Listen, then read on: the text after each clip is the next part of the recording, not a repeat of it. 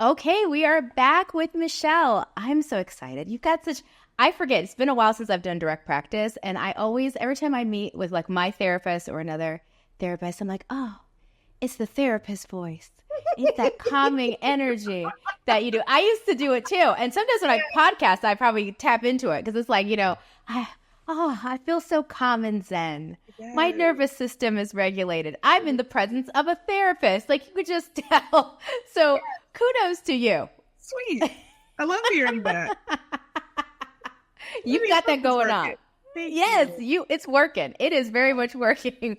And that we need that. We need that level of calm and zen as we talk about being a Black woman in the world today and what that means in the context of burnout. Like what makes it more of a risk factor? What does it mean to be a Black woman, and how does burnout impact us uniquely?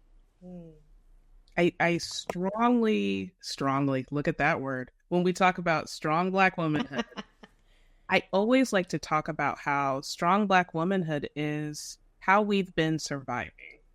Yes. And some of the risks, like history I've been looking at when it comes to strong Black womanhood, it came out of such a well-intentioned place. Yeah. Right? Like, look at us. We're doing the things. We're gracious. We're strong. We're achieving. We're helpful.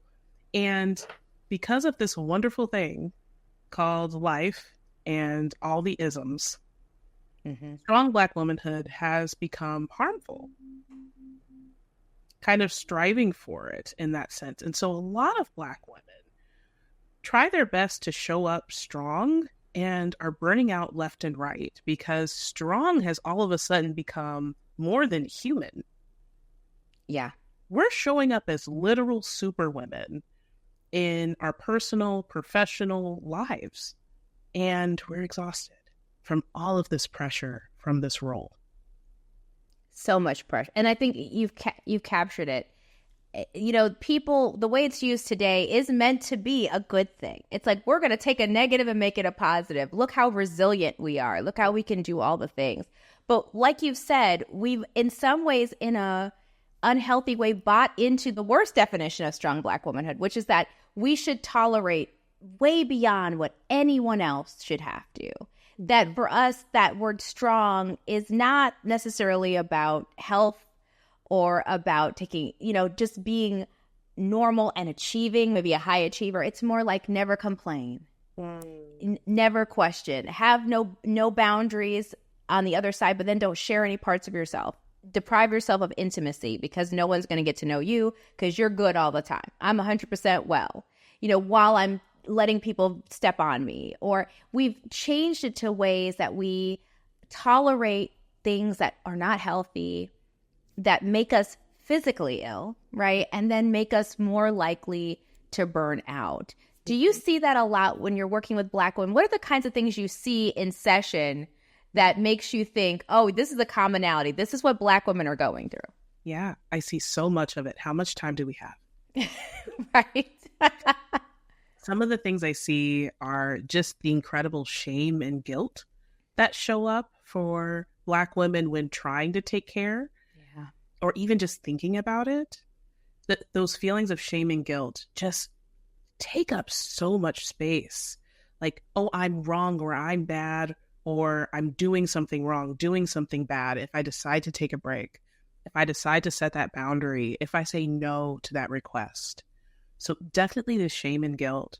And really how historically and generationally so many Black women have been taught to be strong. This is what I saw my mother do, my auntie do, my grandmother do.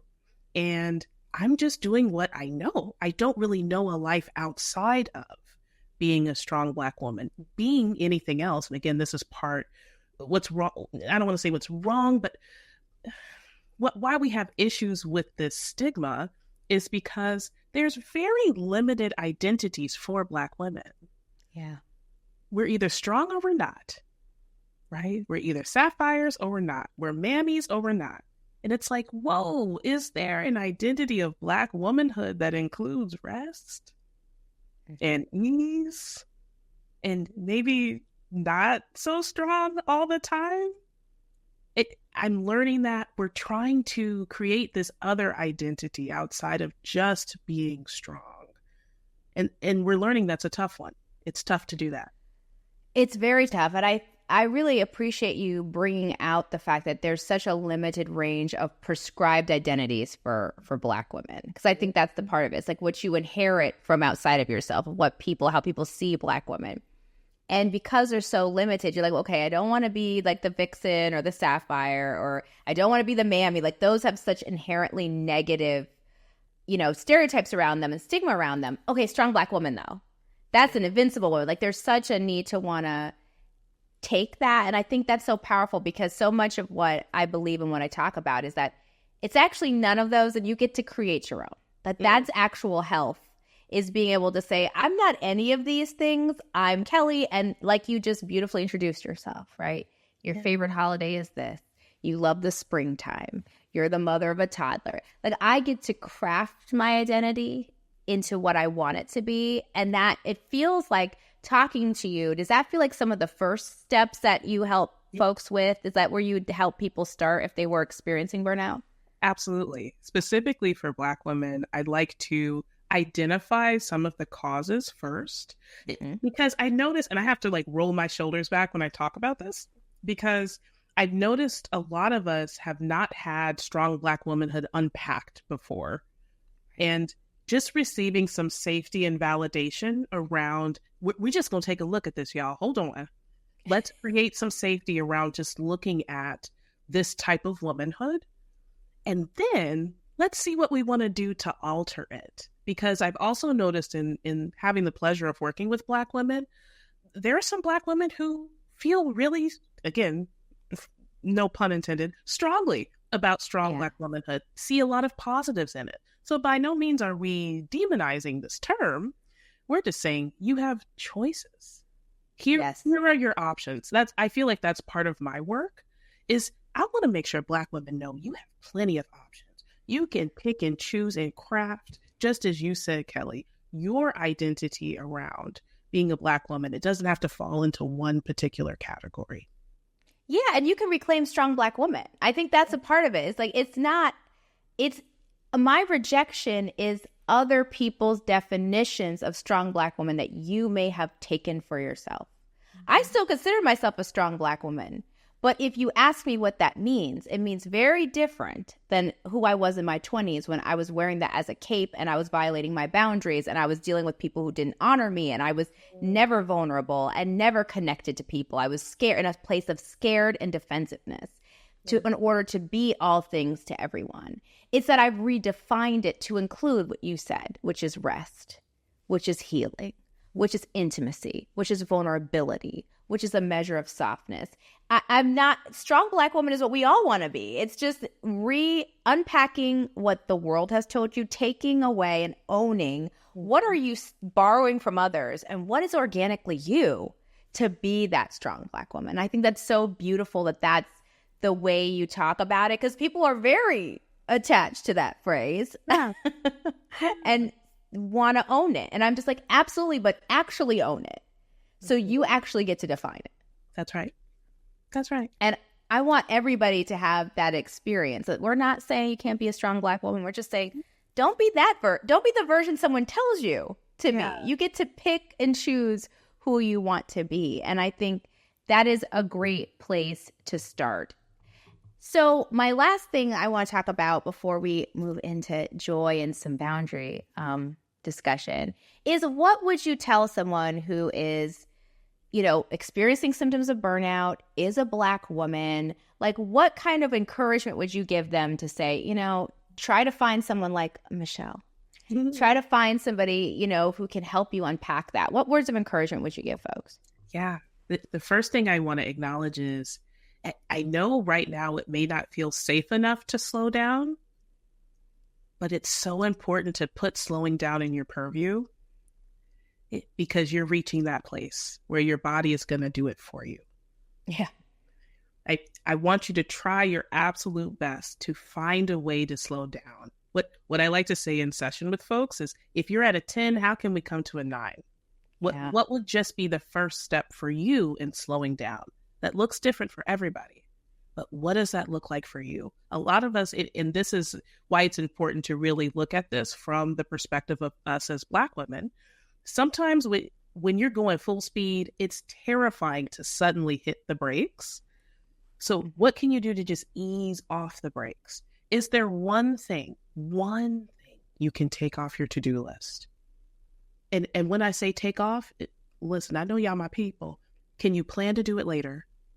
Right. Can you schedule it? Come on, somebody. Can you ask for help with it so you don't have to do the whole thing? Is there any way you can ease off the accelerator, right? Is there one boundary you can put in place for yourself this week? Do you want to protect your time? Maybe your energy, maybe your capacity, right? Maybe your peace of mind. What's one thing you can do to start? Because to me, burnout recovery and restorative self-care, it looks like learning the things that are contributing to our burnout and then replacing them with things that get us closer to the well-rested version of ourselves. And I always make this motion of my hands going back and forth because it's a back and forth. Again, it's scary to suddenly stop for some folks, go cold turkey. But right, if you can go back and forth and just build upon that practice, you get closer and closer to that recovery. And that's literally why I'm here, to help guide us through it. Yes, absolutely. Everything you just said, people take notes. That is correct. That is the right way. And it has to be that way. Mm-hmm. Go cold turkey, you don't sustain that. But you do sustain, you said, that little dance, that back and forth, that going, that give a little, take a little. That is sustainable. What's not is saying, I'm quitting my job and forget everybody, don't ask me another question, or never doing anything. Continue to go full force until your body quits for you. It is that delicate dance, and it doesn't have to be going from a 10 to a 1. It can be a 10 to a 9, and then a 9 to an 8. Yeah. But the most important part is sometimes you need a guide for that. Mm-hmm. And don't let fear, ego, pride, buying into this trope, don't let that deprive you of getting that if you need it. Amen. So I want to close out as I always do. We got an amen from the chorus, so it's time to move on. That means I can't get any better than this conversation, this segment. I want to talk a little bit about, when we come back, boundaries and joy. And then I want to talk about you yourself and how you find joy. This is something I ask all the guests. So when we come back, we're going to close out as always with joy. But first we're going to talk about boundaries, because I think that's the pathway to joy personally. But we're going to come back and talk about that. More to come with Michelle.